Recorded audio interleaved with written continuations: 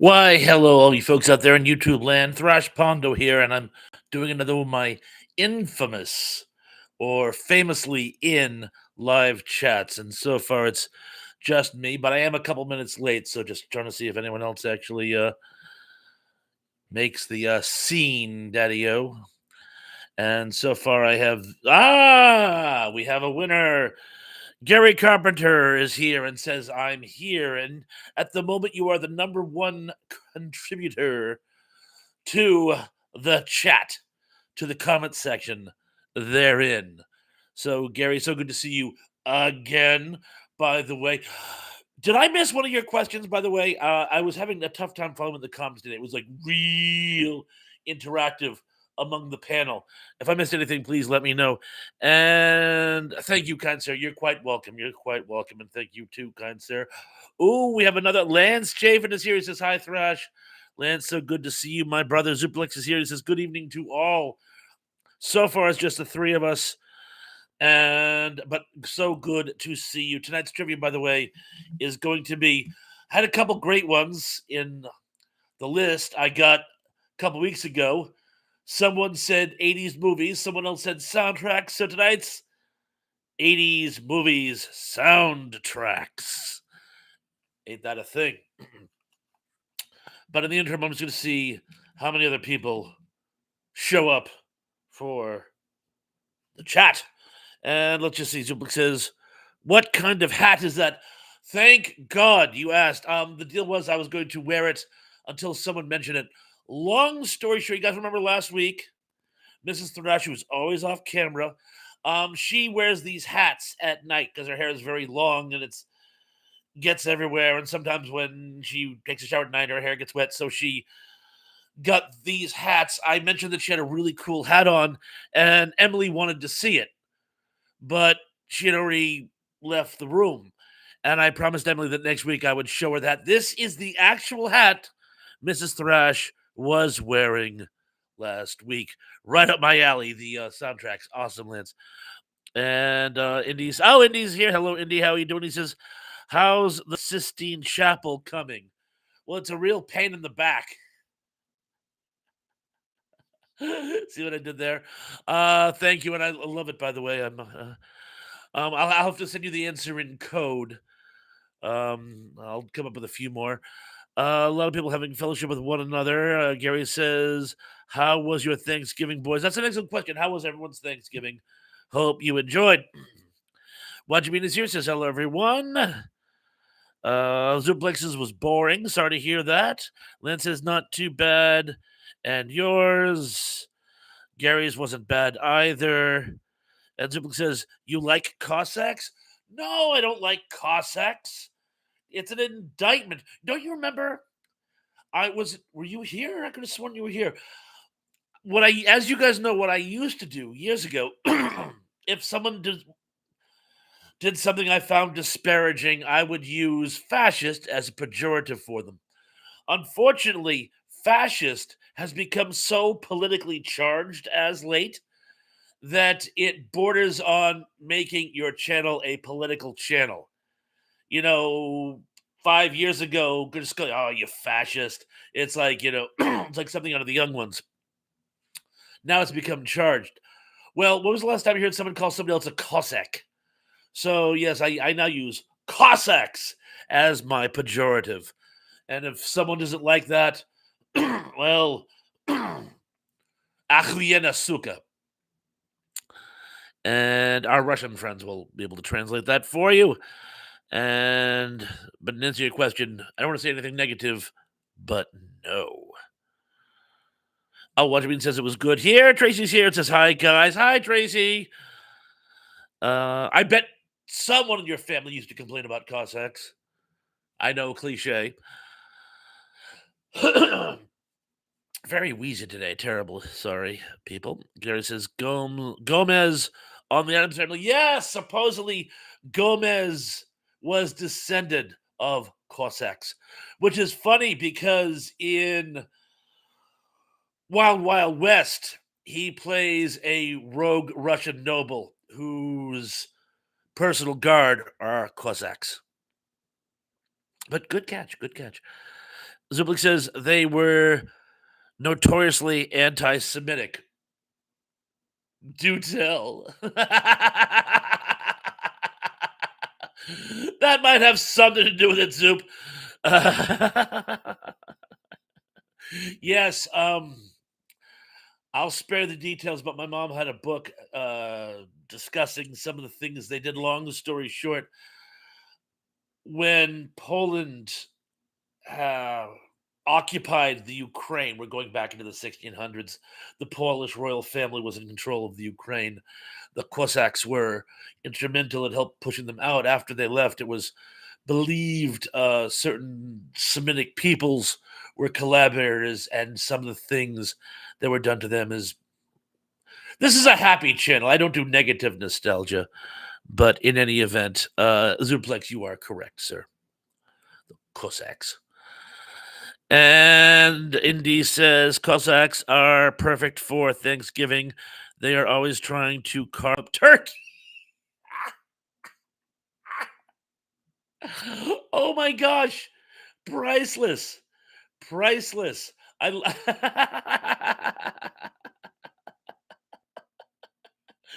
love it. I love it. Um, that reminded me of something else. No, I can't think of it, but that was awesome. That was awesome. Yeah, but yes, right up until World War One. And Gary says, Indy, they'd have a hard time. And Lance asks Gary, what's up? And Gary says, I was on RNG the other night. Oh, you were with Retro Nerd Girl? I keep meaning to hit her channel. I just, for some reason, I'm never on when she's on. Joe is here. John Doe. So sorry. John, Jim, Joe. Call me Jim. Call me Joe. Call me anyway. Lord Jim. I'm kind of all over the place. Says time to play the game. And he says, Gary, I suspect they'd have a harder time with Patriot. They probably would have a tough enough time with Patriot missiles. And Tracy says hi to everyone. And Gary agrees with Indians. It says I'm sorry. That's a Turk. I'm gonna say a Turk. I'm guessing that was a Turk. Typo. A Turk had something to say about that. I'm certain that they would. Or at a Turk. At a Turk. At a Turk. There you go. Young Turks. I was actually just watching Young Turks the other day for reasons that will become synchronistic in the middle. I remember what it was. Indy, were you and I talking about the duelists not too long ago? I was talking with somebody about the duelists with Harvey Keitel and Keith Carradine, not David Keith Carradine. And there's a scene where they're about to have a duel and a couple of Cossacks come up upon them. And it's so funny because they're about to kill each other. And the Cossack is basically like, don't let me stop you. But that's what my go-to as far as Cossacks go. Braidwood in is here. Oh, so good to see you, Lance. Says, Lance, if you ask, she may come out of hiding. Is Emily lurking? There's one way to find out when she mentions the hat, then we'll know she's here for certain. John says, you can call me Jim, you can call me John, but you better not call me late for dinner. That my grandfather used to say that when I was a kid. Don't call me late for dinner. Yeah. Or you could call me Ray. Or you could call me Jay. Or you could call me Ray J. Johnson, I know. Braidwood says, hey, what do you mean? He's having fellowship as well. Ziplik says, do you know about camel turkeys could fly? Yes. What do you call it? Wild turkeys. Wild turkeys do fly. Domesticated turkeys has something to do with their body weight to wingspan ratio, probably because they're fed quite a bit. They are incapable of flight, possibly other reasons as well, but wild turkeys do fly. In fact, I see them flying here quite often. Well, enough to notice it. Uh, oh, um, I'm sorry, that jumped. Zublik says, "Do you know about Kemal Atarak T Pons?" Kemal Atarak.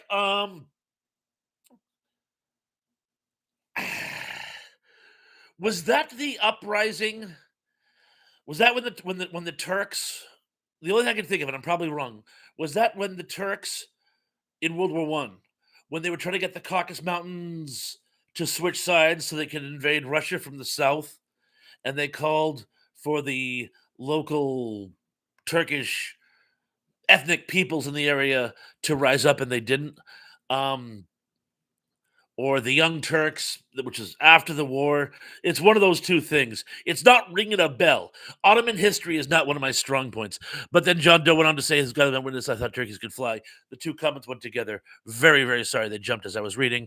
And he says, we can't seem to escape the David Keith wormhole today. There's worse places to be stuck, my brother.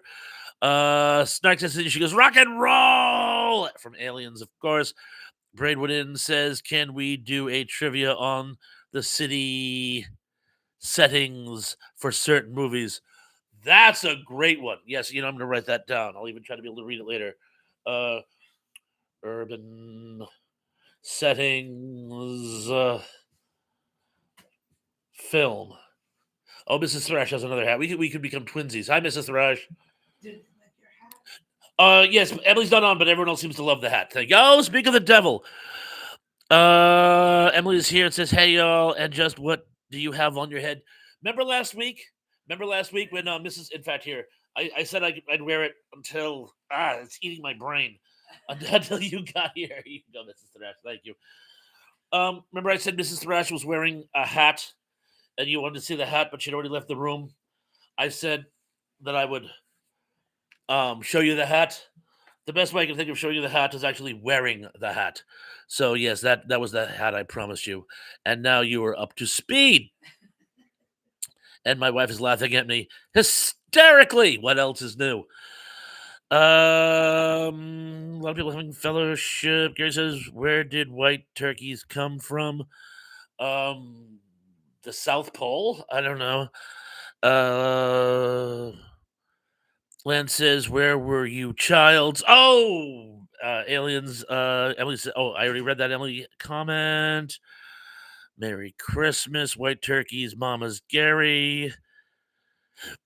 Emily says, "White turkey mamas." Oh, white turkey mamas gave birth to white turkeys. I get it. I get it. But some of them identify as dark meat turkeys. And Lance says, "Hey, Emily, guess you were lurking." Ah, yes. And but Emily says, "Not this time. I just got here."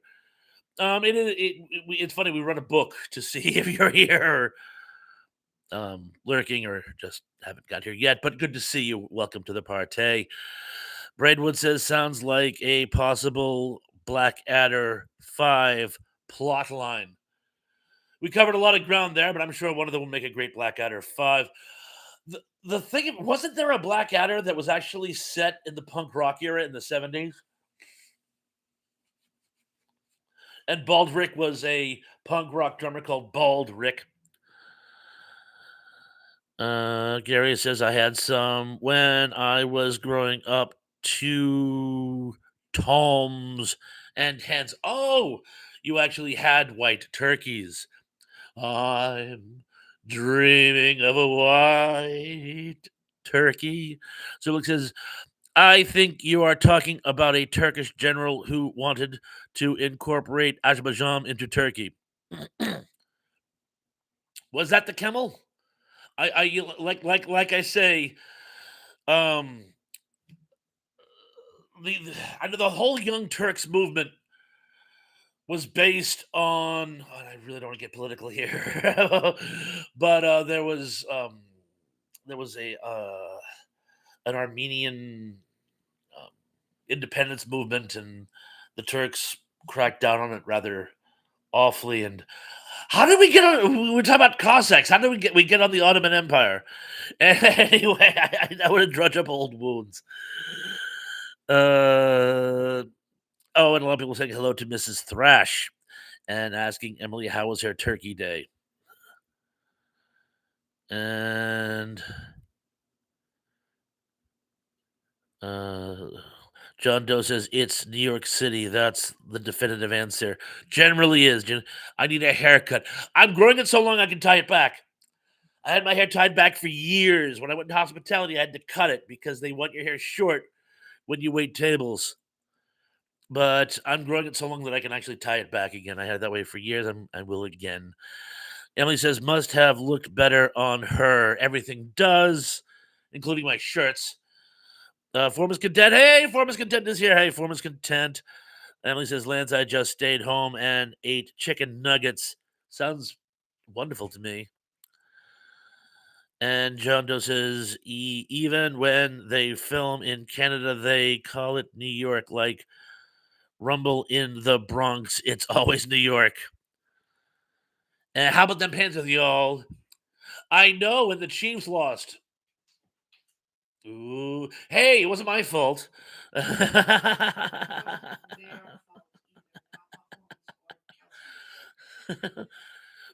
a Taylor Swift fan. And Garrett's like, they finally won. And it says Panthers won. And people are saying hello to Form. And Indy says to Emily, had that classic Thanksgiving fare rigatoni. Italian food is phenomenal on Thanksgiving. You ask me. Brogo's here says hello, everyone. Emily says Panthers are doing pretty good this year. Thank you very much. So are the Pats. Pats are 10-2. We'll see about tomorrow, but at the moment they're 10-2. I'm just going to skim down. Emily says, Indy, that would have paired well with my Nuggets. Yes, it would have. It would have. Lance says, where is Dave? Has not done the stream in a month. I know. I was wondering about that myself. Hopefully soon. Oh, Bobby's here. Bobby, how you doing? Hi, host with the most. Bobby, so glad you could make it. Welcome to the party. Emily says, hey, everyone who just got here. Likewise, likewise. But I think I'm almost caught up. And Braidwood says the TV show Wings was based on. I'm sorry, was based. Oh, I see. The TV show Wings was based closest to Thresh. Actually, Dawson's Creek. Dawson's Creek was actually set on Cape Cod. I want to say Sandwich was the actual town. But Wings was Nantucket, which is real close. It's an island. It's literally 16 miles from Cape Cod.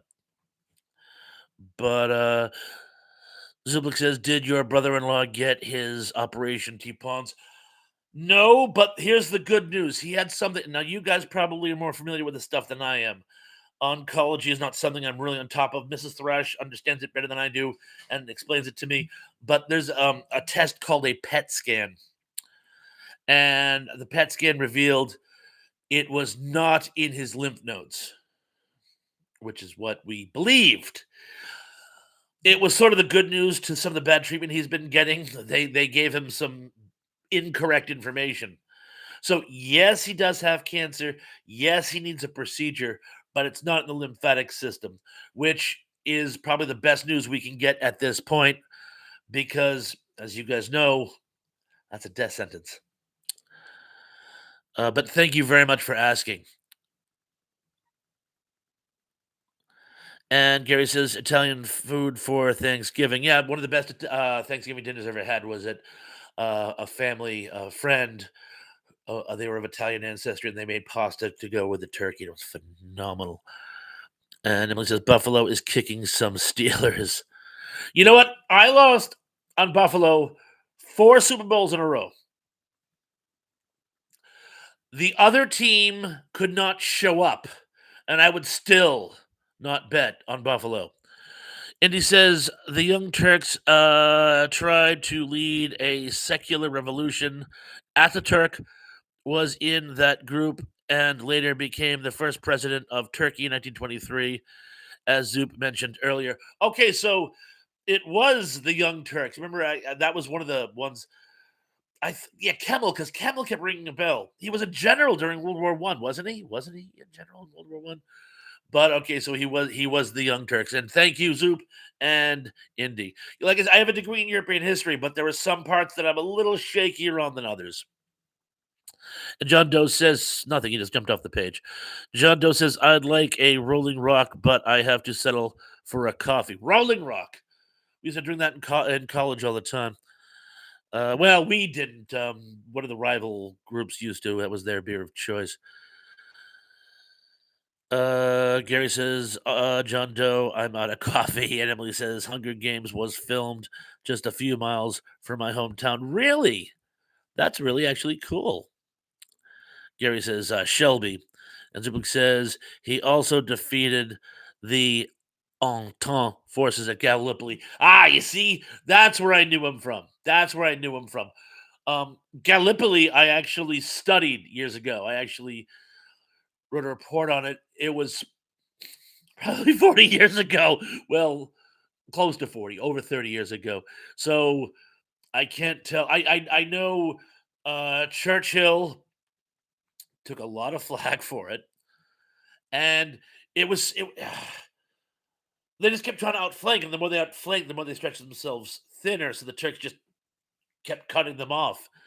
It wasn't a great plan, but I have studied Gallipoli just a long time ago. And Indy says, good old positron emission tomography. Yes, I couldn't have said it better myself. And Justin says, a lot of John Frankenheimer movies were set in the winter in New York City. And Lynn says, that's a crime running out of coffee. Yeah, it certainly is. And Gary says, Lance, tell me about it. I hope to go to the store and get some. I would do. Oh, Rachel's here. Sorry I'm late. No, Rachel, you are just fine. You are just fine. And Zubik says yes to T-Pawns. I'm assuming he's talking about, in regards to what I said about the Turkish involvement in World War One. You must have loved, by the way, you must have loved Lawrence of Arabia, because it's all his interaction with the Turkish forces. And yes, by the way, that scene where they take Damascus and they basically just have to abandon it because each tribe took a different part of the town and none of them could agree on anything.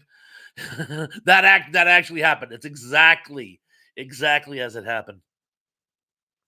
Emily says, Josh Allen is breaking some records. I'm proud of that kid, and I'm not even a Buffalo fan.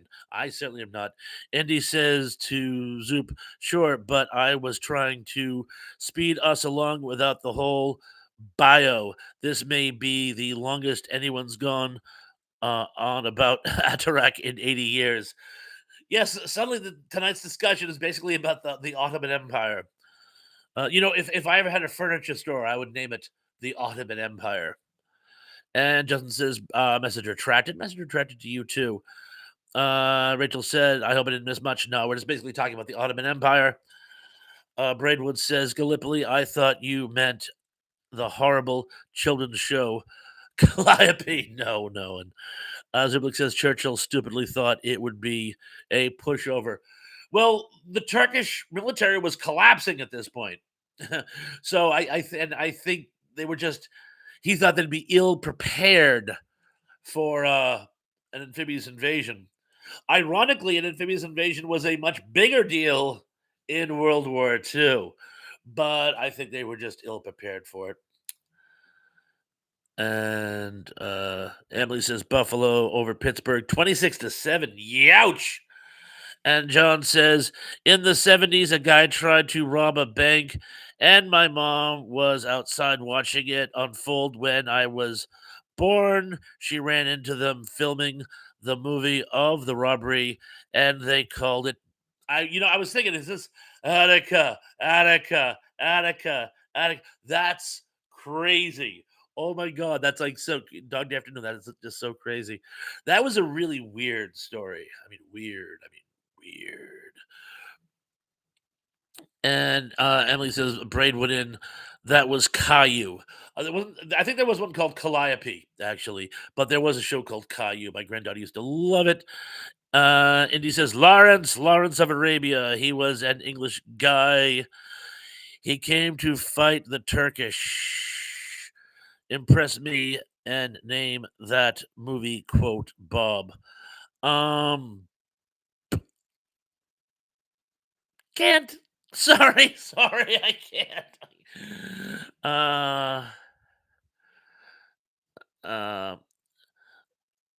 I'm guessing it was in the trailer for Lawrence of Arabia and said by Omar Sharif. But that's a guess. Zubik says, T-Pons, how's the garbage business going?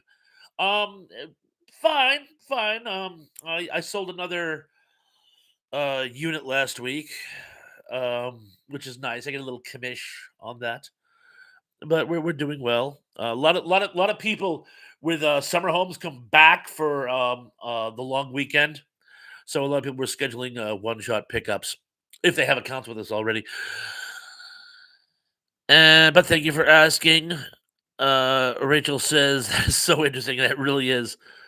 And Gary says they had a character on Batman, Florence of Arabia. Remember that old milk commercial, Lost Milk of Arabia? King Tut, yeah, that's another one.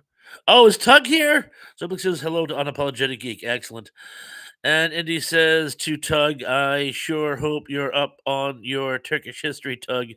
It's a bloodbath here, much like Turkish history.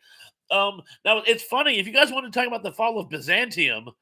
That I can actually far more verse in that. But like I said, other than World War One and the fall of Byzantium, although Midnight Express was a slick movie, in a vividly horrific kind of way, but still a good movie. Uh, Braidwood says Calliope is from like 1984 Nickelodeon. And Tuggy is here. And Emily says, I guess I missed that one. And Zublik says, unit of garbage. Unit of garbage is a tote. And Gary says, Calliope was a minor Greek character. Yes, she was. And it's ringing a bell. And it's probably my tinnitus, but Calliope was a Greek character. And Tug says, Indy, I know my Turkish history like I know my 14th century French poetry. Raymond, Raymond, j'ai dit the quel dommage, Raymond. I don't know. I'm just saying random words.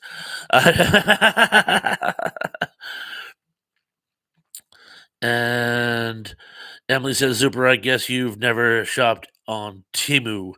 And Zublik says, how exactly do you sell garbage? Uh, the world itself, the word itself is objectionable. I sold a dumpster.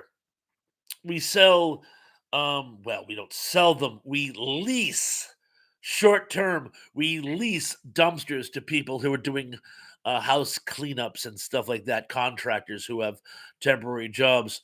And when you sell the unit, not a unit of garbage, I see what you're doing. When you sell one of those units, we get a small stipend. Never shopped at T. That's where the job at Timu thing came from. And Emily says, still more than me, Eric. And Zerblick says, never get arrested in Turkey. Just ask Lawrence of Arabia.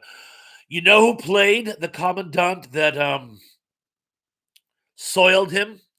Is the nicest way I could put it. That was none other than Jose Ferrer,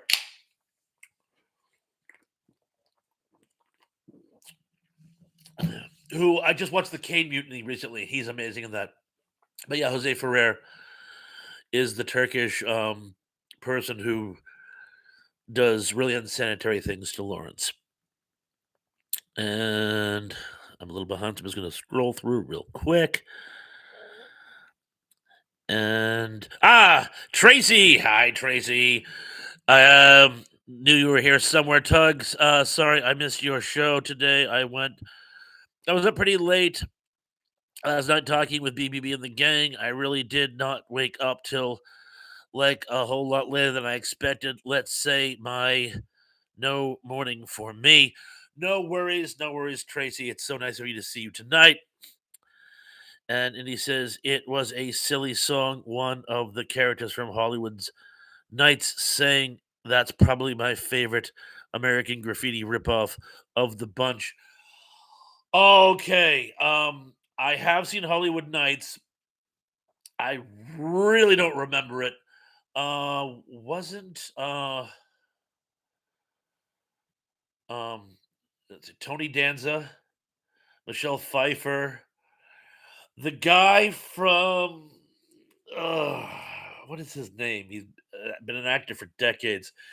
He was in Good Morning Vietnam. He was in it, but I don't. I thank you for like clearing that up. I didn't remember the scene, but thank you. And Zublik says, "Nope, Emily, but I would like to give it a try." And Tug says, "That's all good, Tracy. I was barely there myself. You were in agony. I felt so bad. You could tell you were kind of like you were a trooper, but you just looked like you were in pain." And Emily says, "Zuper, not everything is garbage. It just takes half a lifetime to get it delivered." I love the line where a guy's arguing with a physicist who's going on about molecules, and he goes, "Atoms, atoms, everything new is atoms. Not everything in the universe is atoms." And the physicist pauses for a second. He goes, "Yes, it is." Ziplik says, "You don't sell dumpsters to commercial enterprises." I said lease. You can rent a short-term dumpster, but usually it's to subcontractors or homeowners who are doing short-term jobs. And Justin says, "What happened to Dave or ENC? They both haven't had live videos in a while." Dave means to do another Retropalooza, but I talked to him a while ago and I told him to get back to him and I didn't. I feel terrible. ENC, I see him on Facebook every now and then. I think he's been having some troubles. I really do. He hasn't elaborated, but he's been having trouble. And Zublik says Jose Ferrer. I did say Jose Ferrer, right? But yes, Jose Ferrer. And Gary says Miguel Ferrer is his son. Yes, who is also no longer with us. And George Clooney was his nephew. Mrs. Thrash's ears are burning. Zublik says, side note, Jose Ferrer was married to Rosemary Clooney. Yes. Yes. Brother of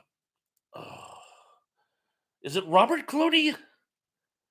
The guy who was on AMC and stuff. But anyway, George Clooney is Rosemary Clooney's nephew, and by proxy, Miguel Ferrer's cousin. And Indy says Robert Wool. Yes, yes, thank you, Robert Wool. He wools. Robert Wool. And Braidwood says everyone was in Good Morning Vietnam. Yeah, no shit. No shit. I think you mentioned no shit. Gary says yes. George Clooney is a cousin. And Emily says, "Wait, why was Eric in pain? He was shoveling snow. I guess they got a lot of snow in Missouri, and he was shoveling out his driveway. And like so many of us, he isn't as young as he used to be. And he wrenched his back. And hopefully, it just like a bad pulled muscle or something, and not something more serious. But he was in agony today. Throughout my back, yeah." And Wad says, "Hope for a speedy recovery. Definitely, definitely." And Jim says, from answering chatters, Emily. Emily says, that was a silly thing to do. Yeah, spoken from the young lady who's from North Carolina. It doesn't snow much there, from what I understand. We're getting a nasty storm here on Cape Cod. And it's so funny. If you look at the map of New England, there's this little thin strip along the coast, which is just going to get heavy rain. Everything inland is going to get lots of snow. And Emily goes on to say, good thing I wasn't there. Zuper, poor guy, would probably still be in the hospital. Oh. And Nick Clooney. Thank you, Gary. Nick Clooney. Where'd I get Robert Clooney? You know what? I was probably thinking of Robert Alda, who was also in a acting dynasty. But thank you, Nick Clooney. And Tug says it all goes back to Return of the Killer Tomato.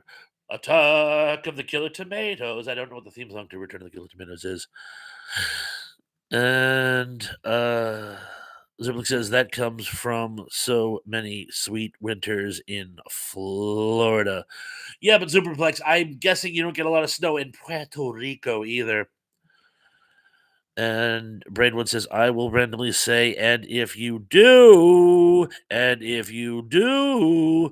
about 20% of the people get the reference. I'm a huge Bruno Kirby fan, by the way. And if you do, yeah, Bruno Kirby was in that. He was also in, pardon me, I'm a little sniffly that. We were talking about City Slickers. I loved his character in City Slickers, too. Well, all right. Rest in peace, Bruno Kirby. And Wajibin says a lot of snow here and more coming. What part of the country are you in, Waj? Help a brother out here. And Nick Zubik says the invisible Clooney. And Emily says we might get snow every 3 to 5 years now. When I was a kid, we never went a year without snow. Last 20 years or so, rarely get any. Really? No kidding. No kidding. And he says, when my grandma slipped in the tub after a bath, I had to take her to the hospital. The attendant asked what happened, and I said she threw her back out with the bath water. I was never prouder. As in, baby out with the bath water. Threw the back out with the bath water. As in, threw the baby out. Yeah, I love it. Um, every now and then, a line just feeds itself to you, and it's like my when the girl said she didn't know why the chicken crossed the road, and I said probably to get to this side. God, I'm dying. And Ghibli says, yes, but you forgot I was born and raised in New York City. Oh, I know you've seen snow. Yes, in fact, you told me you actually went to the high school they actually make reference to in SNL, the one that was so dangerous and everything. And actually, they did a documentary about it. Oh, yeah, I knew you grew up in New York City. But now that you live in the Rico of Puerto, I bet you don't see a lot of snow. Do you? Oh, what you mean is from Indiana. I was in South Bend once. That was many, many years ago. Gary says Robert Alda and Alan Alda, father and son, did an episode of MASH. Yes, and his kid brother was on one as well. The three of them were all in one episode. And Emily says, Indy, I wouldn't have been proud of you two and the morphine. And oh, I'm sorry. I would have been proud of you two and the morphine. That was a would, not wouldn't have. And Tracy says, no snow here, but let me tell you that temperatures at night have fallen to the 40s, at least in northern Florida, where I'm at. It was in the 20s last night here on Cape Cod. It was cold. And Gary says, Indy mine fell out of the bed from a bad dream she had. I can see that. And Tug says, I did hear that Indianapolis got hammered. Wow. And Braidwood said, imagine that Alan Alda writing an episode about himself. I know, really. And Tracy says, MASH is on right now, Gary. And Emily says, Gary Jensen Ackles had his dad on an episode of Supernatural. I didn't know that. And what do you mean says more north here. And Doug says morphine. That sounds like a good idea right about now. LOL. And Gary says, Tracy, I've got several episodes on YouTube. And Zubik says Eastern District High School. Yeah, didn't you send me a documentary of that? Wasn't if I remember correctly, it was like on 60 Minutes or something. I could have sworn it was you. Well, sent me a documentary ages ago about that high school. And Emily says, Eric, that's always a good idea. And what do you mean says born and raised in South Bend? No kidding. Small flippin' world. Beautiful, beautiful area. I loved it there. I was only there for about a week. I was visiting a friend of mine about 40 years ago. But yeah, I loved it out there. Really nice people too. Just nice, nice people, as opposed to New England. And Indy says to Tug, nope, hardly snowed at all. I'm looking at my wonderful snow-free vehicle as we speak. And Tree says, I grew up in Chicago. Man, about the snow and the 30 below. Ziplik says, nope, no snow here, but that was after 30 years of living in New York. And Tug says, Indy even corrects my small talk about the weather. No getting anything past that guy, lol. Oh, I know, it's AM. And Indy says, I mean, wow, look at all that snow. Don't patronize us. My grandfather used to do that. Emily says, Trace, that sounds like an utter nightmare. It's something to deal with. We get that in New England too. And Zublik says there was a parody on SNL about the school. It was that bad. Yeah, I remember. Eddie Murphy was supposed to have attended it. And, Rachel says no snow here in Boise. I wish there was. Well, you're living in your own private Idaho. You're living in your own private Idaho. Oh, and by the way, while we're at it, tonight's topic is going to be on 80s movies soundtracks. And we probably should get started because it's getting late. I will read this last comment by Gary Carpenter. I've only seen far north to New York City and far south to Georgia. And I've been through Kentucky, Tennessee, Ohio, and Michigan. And as far west as California. That's pretty much of the country. And Tug says, I dreamt I was getting attacked by cows. That was an utter nightmare. Justin says, great topic. And Emily says, I couldn't live where it gets below zero regularly. My father grew up in the north. And after like a year of living in Raleigh, he can't do cold anymore. And what kind of pain meds are you on? Oh, just prescription kind. But in any event, we should start the contest because it's getting on. And as always, I shall do them in no particular order. Oh, no, that's not going to work. I have them in reverse order, so I'll just read them this way. Number 10. Queen agreed to do the soundtrack for this film after Pink Floyd supposedly passed on it. Was it A, Flash Gordon, B, Buck Rogers, C, Howard the Duck, or D, Dune? I shall repeat. Anecdotally, this is one of my anecdotals. Anecdotally, Queen passed on doing the soundtrack for this sci-fi film after Pink Floyd passed on it. Was it A, Flash Gordon, B, Howard the Duck, I'm sorry, B, Buck Rogers, C, Howard the Duck, or D, Dune? Yeah, I was going to say, I believe we've spoken about this one.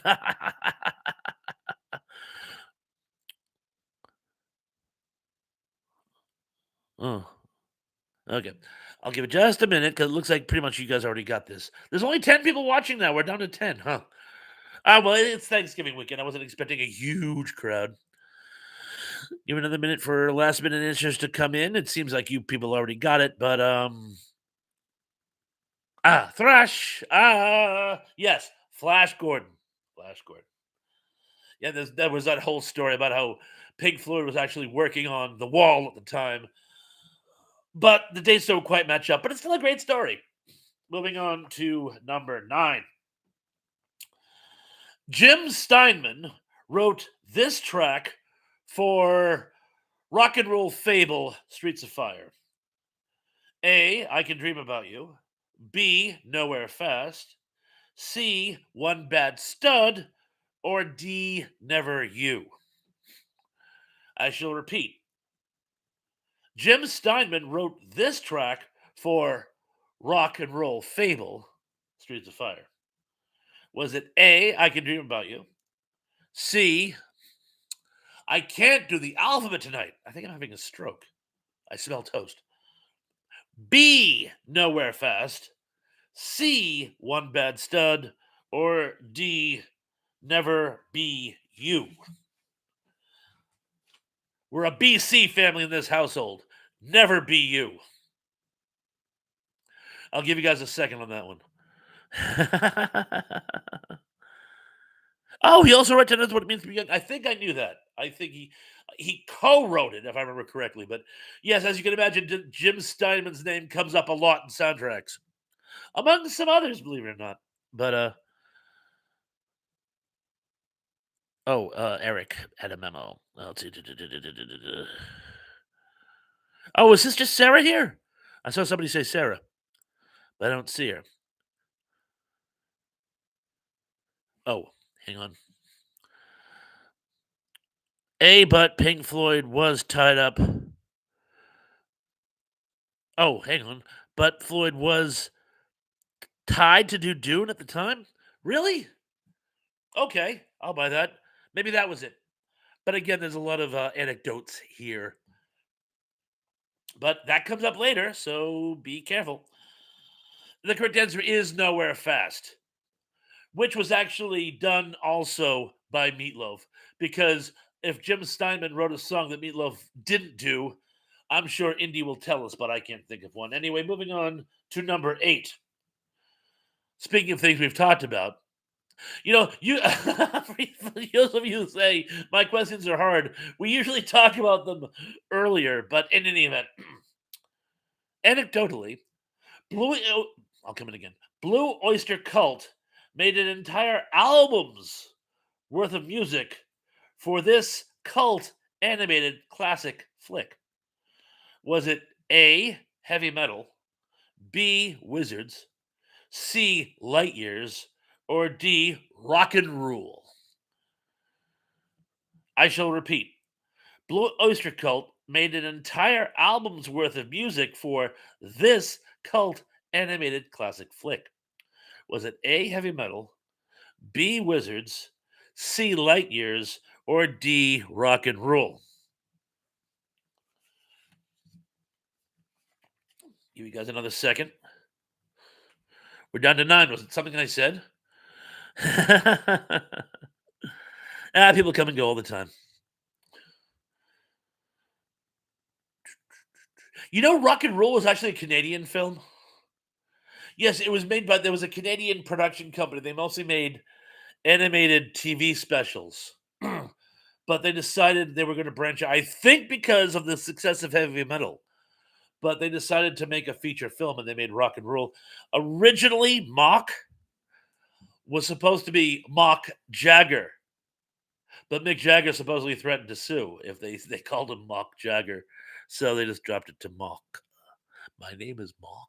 Thanks a lot. My name is anyway. Just give me a second to catch up. Heavy metal music gives me a headache. Rachel says, "My name is Mark, and yeah, my name is Mark, and thanks a lot." Um. Anyway, the correct answer was heavy metal.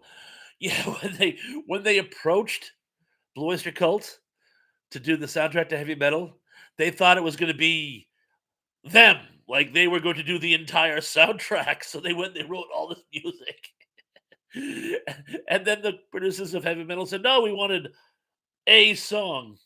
They were like, and I believe it was what they already wrote. But they turned all that music into Fire of Unknown Origin, so it did kind of pay off for them. But anyway, I just love that story. Emily says BOC isn't heavy metal to me. None of the bands in the movie Heavy Metal are, in fact, heavy metal. It was just they called it heavy metal because it was a French risque sci-fi magazine. It was basically a comic book for overly uh, immature juvenile delinquents. I loved it myself, actually, but it translated to heavy metal. So they called it heavy metal in any event, but there's no actual heavy metal on it. But Blue Oyster Cult did do a song for the soundtrack. And moving on to number 7. This iconic musical entity, I'll come in again. Oh, yes. I don't know. This iconic musical entity did the soundtrack for Dune. Speaking of Dune, was it A, ELO, B, Iggy Pop, C, Toto, or D, Weird Al? I shall repeat. This iconic musical entity did the soundtrack for Dune.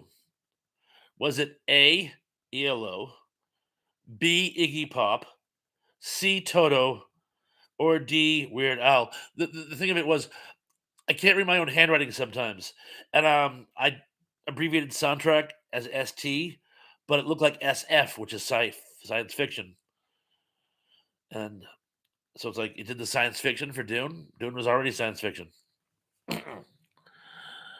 Gary says, "Geek, those are the Cosmos girls. They were sisters, but in real life, they were not sisters." Uh, Brian Eno, good guess, but that was one of the selections. Oh, the Mothra twins, Mothra, Mothra. Toto.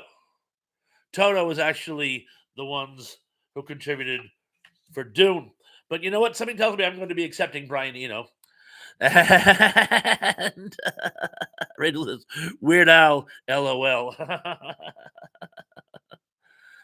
ELO did do Xanadu. Yes, they certainly did. They certainly did. They were literally the only good thing in it. Um, Brian Eno, Talking Heads, right? Anyway, I want to say Talking Heads. So I will. Talking Heads, Talking Heads, Talking Heads, Talking Heads. And Tug says, gotta take some time to do the things we never had. Da, da, da, da. Ah, Toto and Weird Al. Yes, indeed. Good. Someone got the connection. Good, good, good. I'm not sure I did.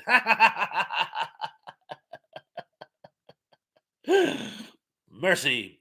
Actually, Toto, of course, did the original Africa. Weezer did the cover, and then Weird Al did the cover of the Weezer cover of the Toto original.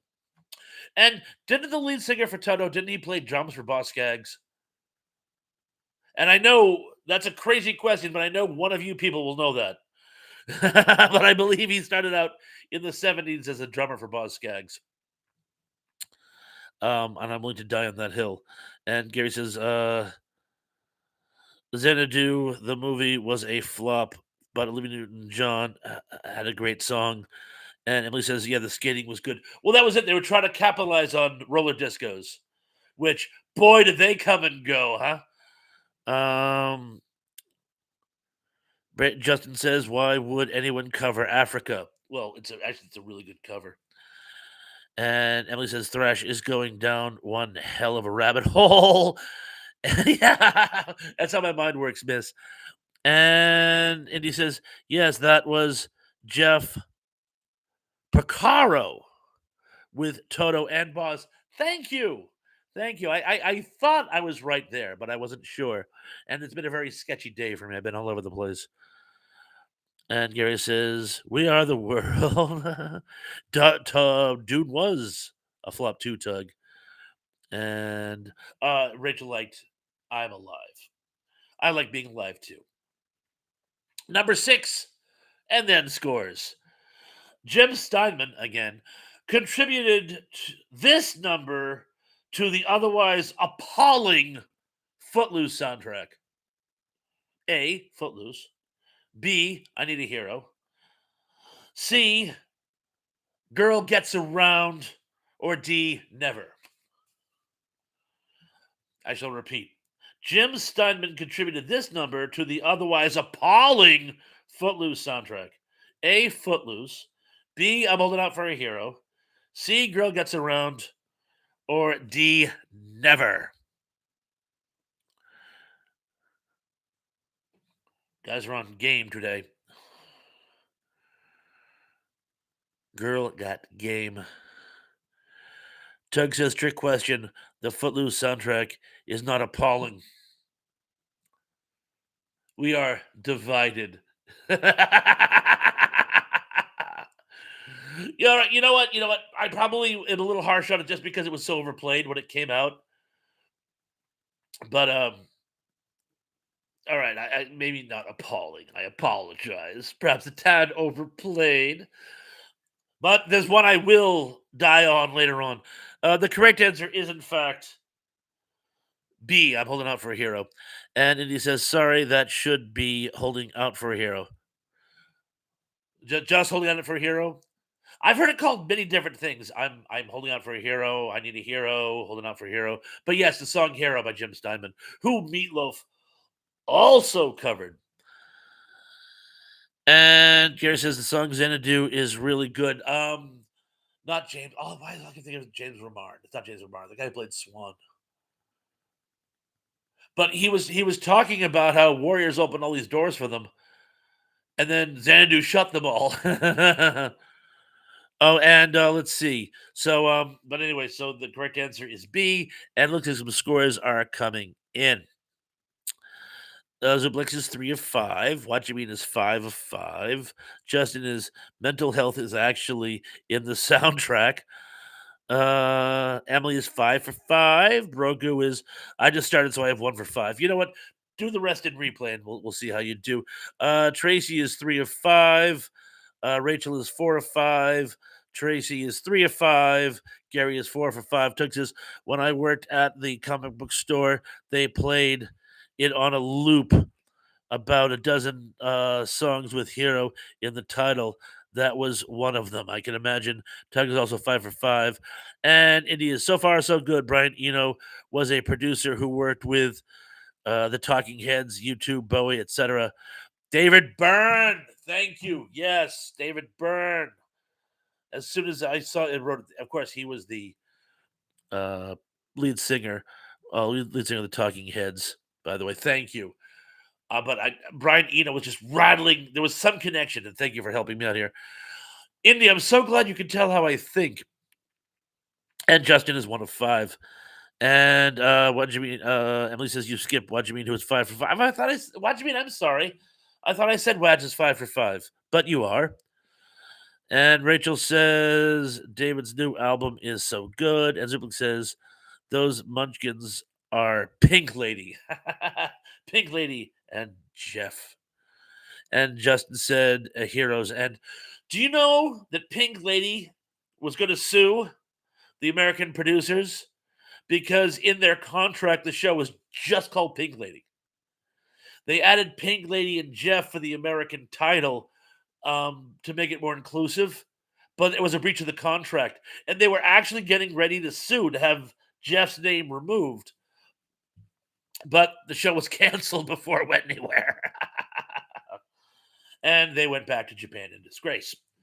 So, bully for them.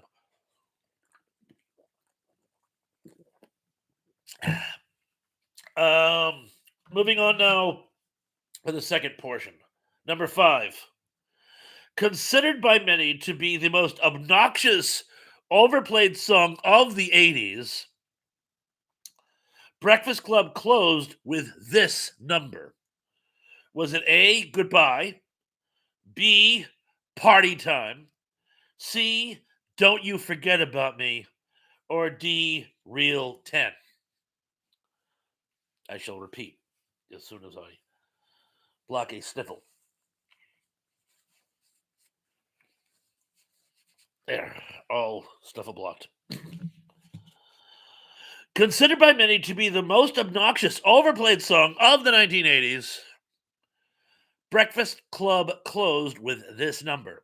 Was it A, Goodbye, B, Party Time, C, Don't You Forget About Me, or D, Real 10? And let's see who wants to fight me on this one. Gary says Braidwood Code. Sheriff Coltrane mentioned in Judas Priest on a pony Dukes of Hazzard. I did not know that. He was actually James Best was a filmmaker. He made Attack of the Killer Shrews and several others. I laughed because I meant the movie was over. Good one. Emily says, overplayed or not, it's still a great song. I never liked that song. I'm sorry. I'm sorry. I don't. I never ever liked that song. Don't you forget about me? Do. Sorry if you like it. I'm sorry. Cup of tea, but I never liked it. Tug says Thrash and I diverge about that song as well. It's a free country. Well, at times. And he says they played Danger Zone more than that one, and it's not really not nearly as good. For the Archer soundtrack, they do a rockabilly version of Danger Zone, and it's like really good. I would never imagine the song would loan itself to the whole country sound, but it's actually a really, really good song. Um, but no, you're right. Danger Zone is catchy, but it's not nearly as good as everyone makes it out to be. But anyway, don't you forget about me, as in case you haven't deduced, is the song that I'm talking about. And to those of you who like it, please forgive my little scamp attitude. I never liked that song. And Indy says Archer is genius in a few ways. Actually, Archer is actually amazing. I checked out the last season. I don't know, for some reason I couldn't get back into it, but I did like the fantasy seasons were not without their charm, but the ones where it's like the office comedy in the spy game is brilliant.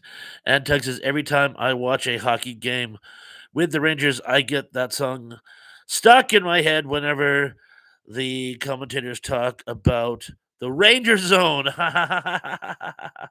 And Gary says, "M, do you know where Lake Hickory is? James Best lived there."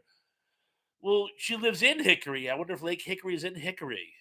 Old Hickory said we could take him by surprise if we didn't fire our muskets till we number 4. Oh, hang on. Oh, dear. Hang on. Actually, I have 2 number 5s, but for all purposes, this will be number 4. Number 4.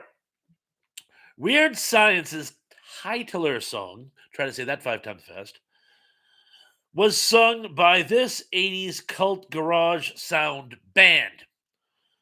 Was it A, the Dead Milkmen, B, the Dead Kennedys, C, Oingo Boingo, or D, Thomas Dolby?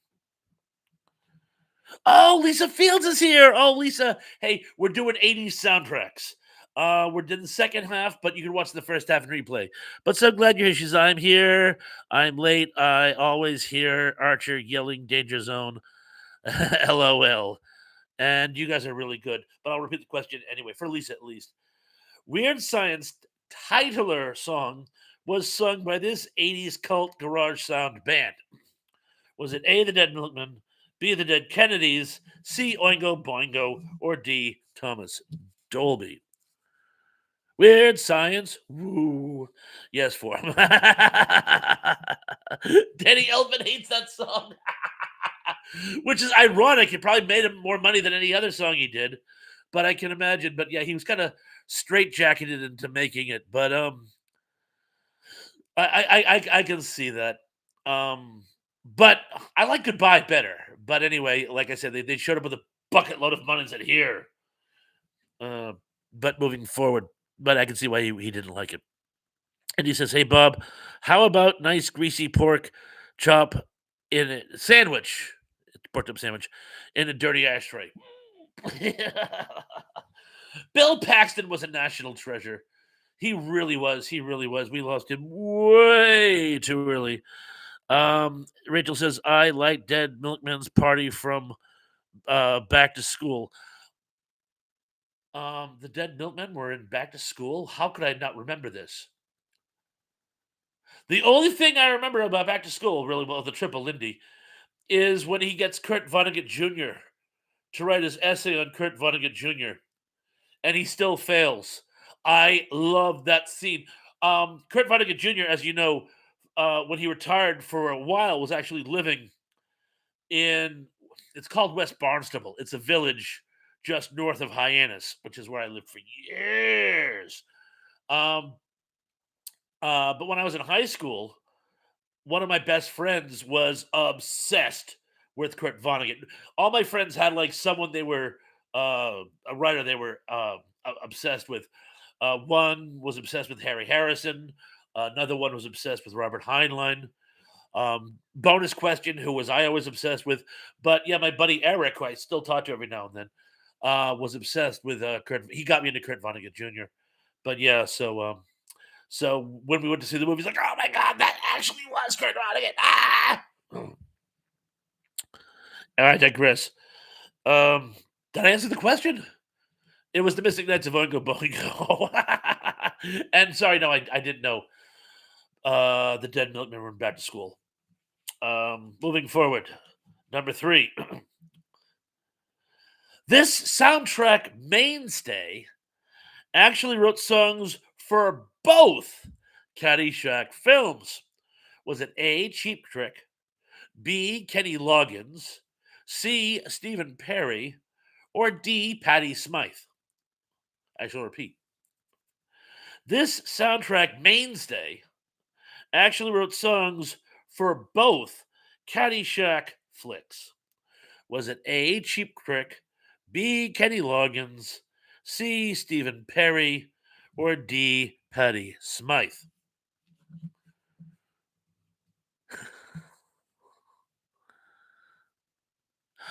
Oh, Classic Video Games 45 is here. Classic Video, how you doing?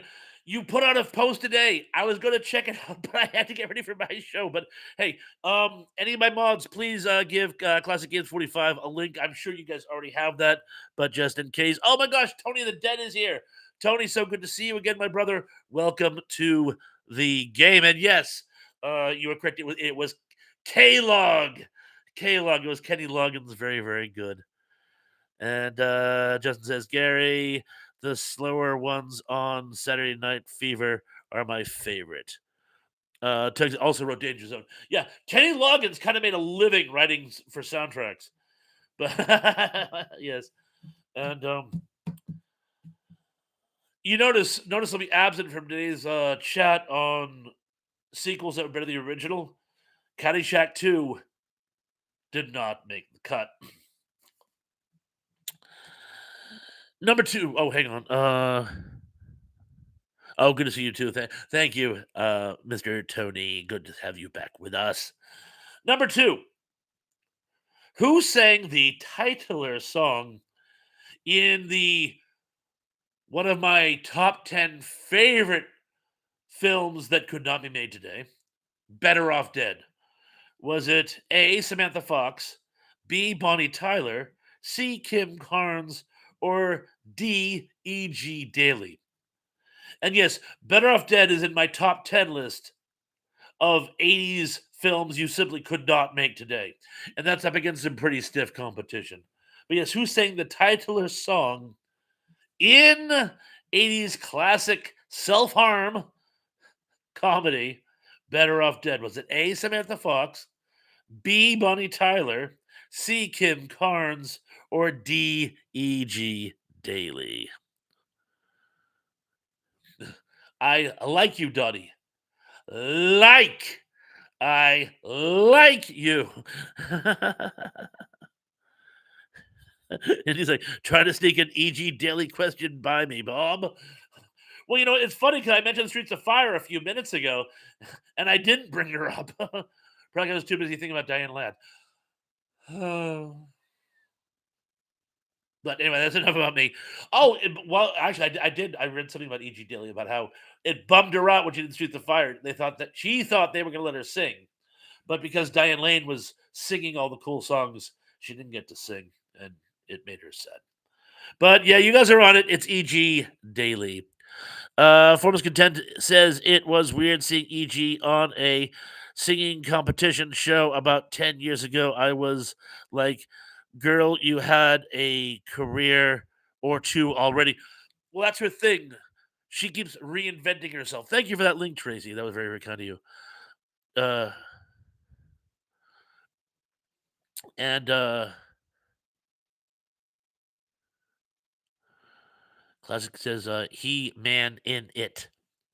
Yes, he man in it. And oh, but then he goes on to say, oh, I already read that one. But thank you for the link. Oh, Tony says she can do whatever she wants. And Rachel says Amy Madigan was so good in Streets of Fire. She really was. She truly was. She truly was. And he says, you do know Liz Daly married the guy from the Paris Hilton sex tape. Yes. Cad that he is. Yes, I did know that. Thank you for reminding me, but I did know that. But yes, it was E.G. Daily. And yes, she was in uh Pee Wee's Big Adventure. And she was a cutie. Although I gotta tell you, when I first saw the movie, I would have sworn it was Samantha Fox. In fact, when I went to rewatch the movie, I looked for her in the credits, and she wasn't. But E.G. Daly is just as good. She was also in Friends. She played a girl who writes jingles. Anyway, number one, and this one's a toughie. This one's a toughie, so I actually have a bonus question because I'm feeling generous today. But toughie number one is title or song from Canadian cult comedy classic is sung. I'll come in again. The title or song from the Canadian cult comedy classic Strange Brew is sung by this son of the Great White North. Was it A. Ian Thomas, B. Geddy Lee, C. Gordon Lightfoot, or D. Mojo Nixon? I shall repeat. The title or song from Canadian cult comedy classic Strange Brew is sung by this son of the Great White North. Is it A. Ian Thomas, B. Geddy Lee, C. Gordon Lightfoot, or D. Mojo Nixon? And I knew I was going to get people on this one, because Geddy Lee did do uh, "Take Off." Take off to the Great White North. Take off. It's a beauty way to go.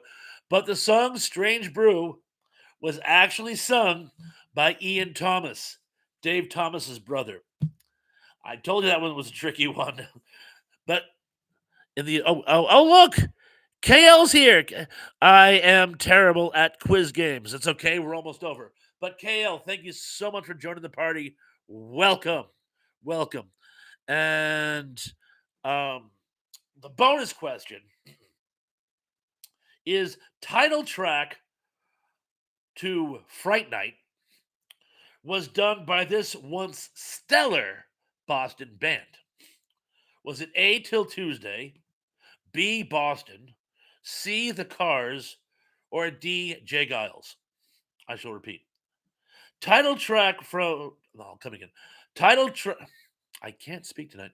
Title track to comedy horror flick Fright Night was done by this once stellar Boston band. Was it A, Till Tuesday, B, Boston, C, The Cars, or D, Jay Giles? And the answers are all over the place. I'll give you guys another minute. I'll then tell you which one is correct. Ugh. And again, to all you folks who tuned in late, that's awesome. I mean, so glad so many people actually did get here. granted, we're going to be wrapping things up in a few minutes, but it was wicked, wicked nice for you guys to make, and I'm really glad that everyone could make it. And again, please give a link. I believe you already have, but please give a link to Mr. Tony of the Dead as well. Anyone else who has channels they want plugged, please let us know, and I will ask my mod of the day, Tracy, to nicely put it on. KL says, "Hey Thrash, would you like to join me and Mr. DJ Nubus on doing Back to the Future?" Actually, I would love to. I would love to. You got my email and Facebook. Send me the deets, please, and we will discuss the matter because I would love to. Is it going to be all three? I'm really good on the first two. I'm really vague on the last one, but hey, I can always check it out if need be. But thank you for the invite. I would love to work with you and Mr. DJ again. Let's see. Doug says wicked nice. He says it's wicked pissa. It's a wicked pissa. And Richard Gere. Classic gives us Richard Gere. And let's just see what's going on here. Tug says, I'm really. Oh, Tracy said, just did. Thank you, Tracy. Tug says, I'm surprised there wasn't a question about Huey Lewis and Back to the Future. A little too obvious, but I can see where you're going with this. Oh, all right. Here's a bonus. Well, this kind of gives it away, but I'm going to ask it anyway. For the Ghostbusters soundtrack, I'm just going to tell you. I'm not going to make it a question. Huey Lewis supposedly sued and won over the Ghostbusters "I Ain't Afraid of No Ghost" song because originally they had been approached. They said they didn't want to do it, so they got Parker Stevens to actually do a song that sounded like "I Want a New Duck." Want a new duck. That was the Weird Al cover. Want a new drug. Anyway, the correct answer is Jay Giles. And how about some scores?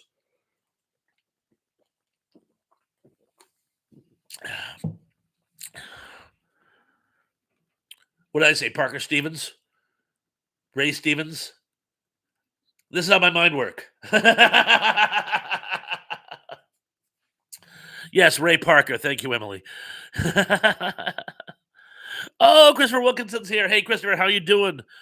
Yes, says, how are you, Bob? Doing just well. We're just about to wrap things up. It's so nice of you to join in this late stage of the game. Zuplex is 5 out of 11. Rachel is 10 out of 11. Indy says, hey there, K-Dub. Tracy is 8 out of 10.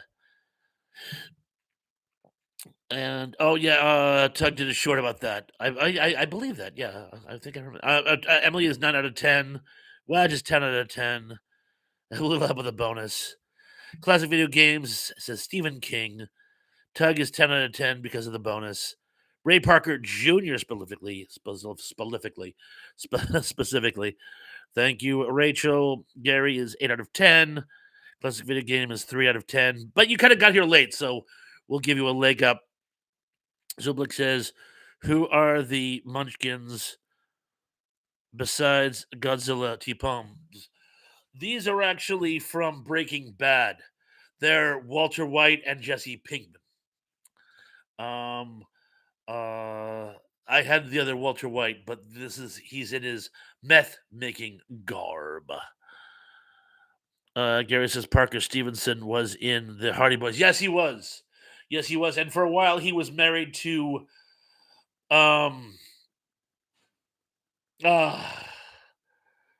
she was the first Saavik in Star Trek. She was Christy Alley.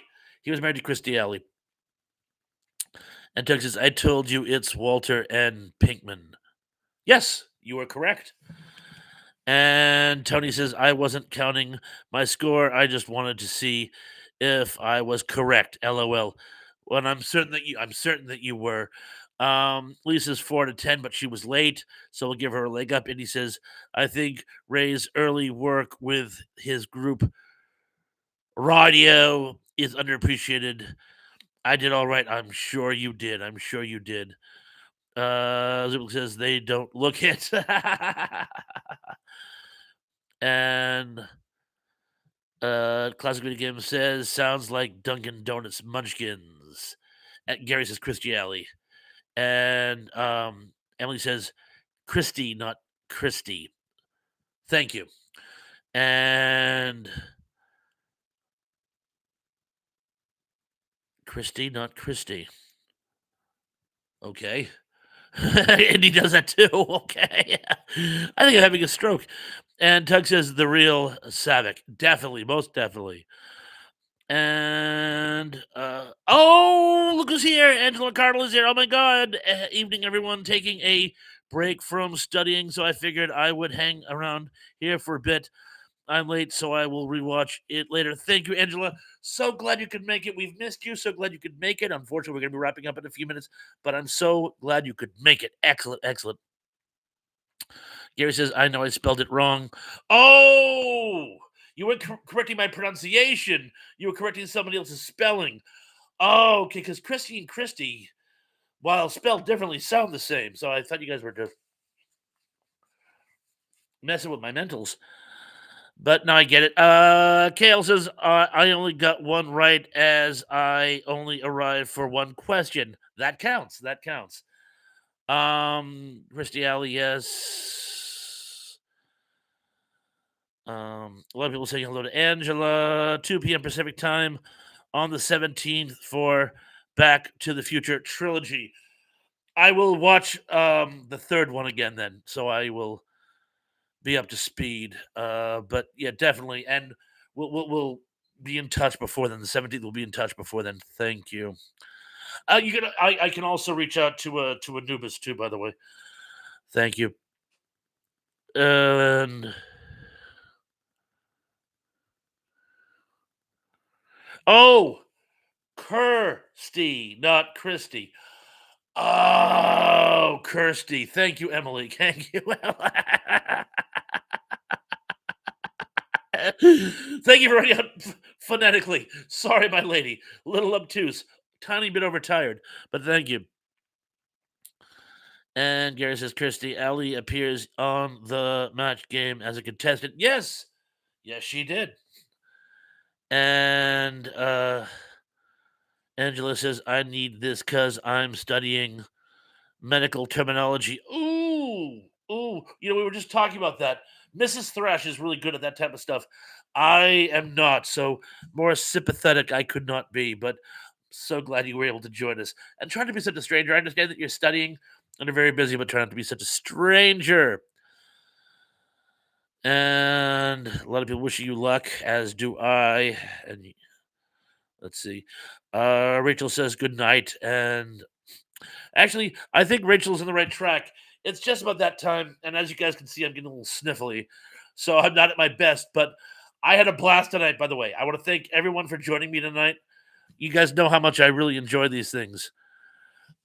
Yeah, I look forward to them all week. So we will definitely have one next week. It might be one with Dan and Sarah. Sarah's been really, really busy lately. It might be me solo. I'll come up with another nice topic for trivia. And either way, and anyway, also I am going to try to have another creepy classic up this week. I want to do the one on Fishbone. It's just that there's a lot going on there because I'm going to parrot not just the song but with the music video. It's one of those songs where you really have to do them together. And in any event, I will try to get that up this week. But in any event, you will see me next Sunday, one way or the other. And anyway, I want you guys to all have a great night, have a great week. I want to thank you so much for joining us. Again, I really look forward to these, and it's just so much more funny when people actually join. I think me talking to myself for an hour and a half would be really dull. But in any event, until next time, everyone, please be good, be safe, be careful. I'm looking forward to seeing you all again very, very, very, very, very soon. Peace.